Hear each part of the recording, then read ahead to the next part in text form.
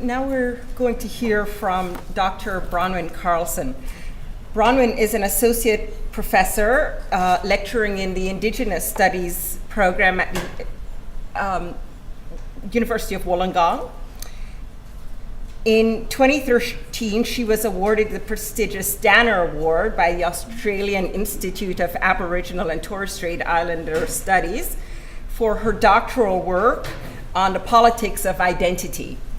She is the first Indigenous Australian at the University of Wollongong to be granted an Australian Research Council Discovery Indigenous Award in 2014 for her research on Aboriginal identity and community on social media. She is currently here at the University at Albany as a visiting fellow at the Institute for Global Indigeneity and a visiting professor in the College of Arts and Sciences, and we are so happy to have Bronwyn.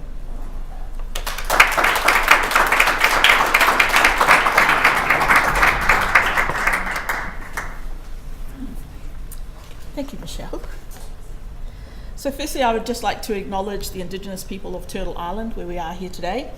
I'd also like to acknowledge Indigenous people throughout the country, and a lot of Indigenous people who have come here today to speak and to be part of this journey, including a group of students from the University of Wollongong and a couple of other universities, University of Canberra and Queensland University of Technology, who have come for a study tour to Albany to learn from and to have time and to be able to collaborate with Indigenous people here in North America, but also our visiting guests here today.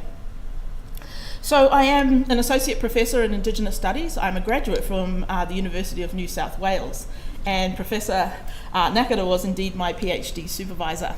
So I'm one of those stats. And I'm pleased to say a successful one. I did my undergraduate degree in sociology and Indigenous studies at the University of Wollongong and honours there also. And I was indeed one of the first people to graduate with a majoring in Indigenous studies at the University of Wollongong. I teach there now in Indigenous studies, and I assure you it's not soft reconciliation that I teach.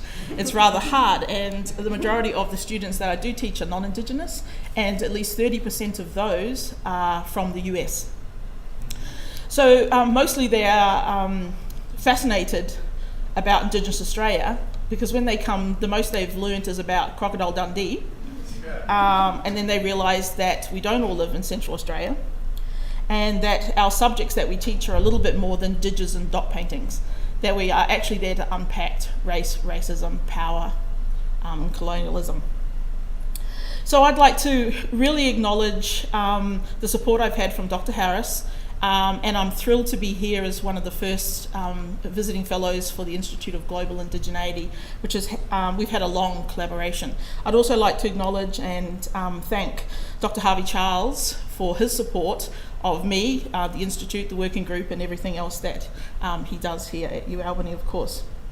And also thankful to the College of Arts and Sciences for hosting me, and Africana Studies for their generosity in providing me with a space, an office, and some collegiality here while on campus. So for some students, it's been a little odd to think you're teaching Indigenous Studies in the space of Africana Studies. But indeed, one of the things that we've learnt, and what I teach my students, is that we have a great history of synergies with African America, particularly around political activism. But we also have strong ties with Native American groups. So we can literally walk the path with both of those groups. And of course, both are positioned in minority groups in this country. So I did meet this cohort of people as part of the working group several years ago. So I've had this very, very long association with this group of people, which has been absolutely wonderful. The group has been highly productive, as a few people have mentioned here today. We've produced an edited volume that myself, Dr. Harris and Professor Nakata edited, and there are people in this room who were part of contributing manuscripts to that volume. And we literally use that volume in teaching Indigenous studies. I teach a subject which is about global knowledges of Indigenous people, so the book has come in very handy. While I've been on campus here, I've collaborated in a research grant with Dr. Harris and Dr. Lani Jones, where we're going to be looking at the effects of social media on Indigenous populations in Australia, North America and New Zealand. So being part of this original working group has been really beneficial for me, and it's really a testament to those global collaborations and how they can support people. When I first came to the working group many years ago now, I was a honours student, and everyone around the room was introduced as Doctor this, Doctor that, Professor this, Professor that, and I was introduced as Dr. Carlson, and I said, well, actually, I don't have a doctorate. And Dr. Ricardo Guthrie then gave me the name of Honours Bronwyn. So that was at Northern Arizona many years ago. So from then we met at the University of New South Wales with Professor Nakata, and I was pretty pleased to introduce myself as Dr. Carlson after that. Then we again met at the University of Washington. So we've collaborated on many things, and one of those is the Journal of Global Indigeneity, which I believe that recordings from today will be available. And it's really important, that journal, and there are people here who are on the editorial board, including Dr. Alex Wilson from Saskatchewan, Dr. Harris, Dr. Berglund, Dr. Guthrie, a few others who might be on that as well. We have a really global collection of people. But importantly, that journal publishes video from our conferences and symposiums so that our communities can access that, so that they don't have to attend if they can't. And we publish it in a way that people can readily access it without being being unable to access that material by being a member of a particular university. So it's freely and open to everyone. One of the great things about being part of that global collaborative group was also the mentoring support that I received, and I really need to acknowledge that, and that's ongoing. As a person who hadn't worked in the academy before 4 or 5 years ago, this group has meant that I've had support to be able to be a productive academic. And I really attribute any of my successes to this group and the great colleagues that I have at the University of Wollongong, and of course we have Dave Campus here from Wollongong. Dr. Harris mentioned that I'm also the convener of FIRE, and it was mentioned before about how well we are at coming up with names. So the Forum for Indigenous Research Excellence name has to be attributed to David Camper's great idea. Originally we thought about calling it On Fire, which meant only natives, but we decided that everyone else in the Institute might get a little upset about that. So we settled on the Forum for Indigenous Research Excellence. And I'm really pleased to be able to say that we've been able to bring groups of international scholars to the University of Wollongong campus, which is something that they hadn't seen in a long time. So in 2015, we hosted the Cultured Queer, Queering Culture symposium at the University of Wollongong, and it was really the first of its kind in our country. We brought speakers from Canada, Dr. Wilson.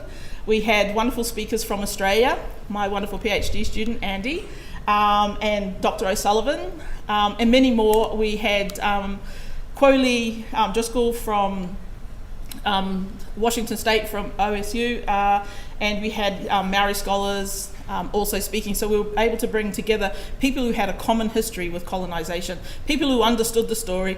We got the joke. We had a great time together making fun of people outside of our circles and outside of our knowledge.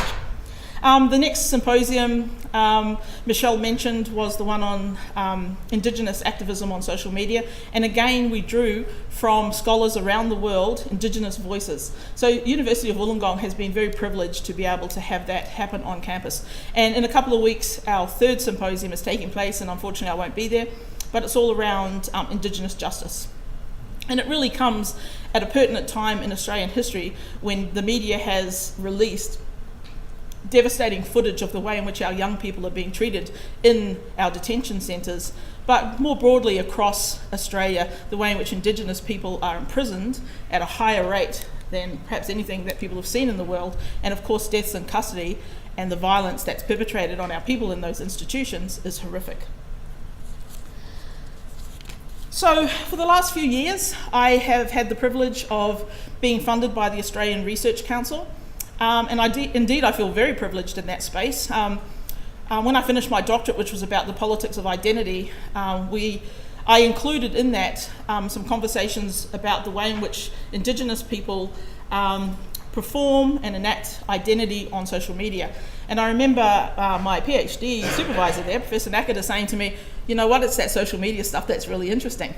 So I thought about that in terms of writing for an Australian Research Council grant, and indeed other people thought it was really interesting. And now I'm very much involved in that space and absolutely love it.